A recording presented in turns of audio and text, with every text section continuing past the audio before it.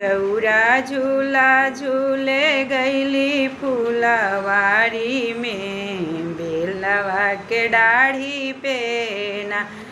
गौरा झूला झूले गईली फूलवारी में, बेलवा के डाढ़ी पे ना। रेशम डोरी लवली चंदन पीढ़ाई गठली, रेशम डोरी लवली चंदन पीढ़ाई गठली। गौरा झूलत झूलत ओढ़ली चुंदरी धानी के, बेलवा के डाढ़ी पे ना। गौरा झूलत झूलत ओढ़ली धानी चुंदरी के, बेलवा के डाढ़ी पे ना।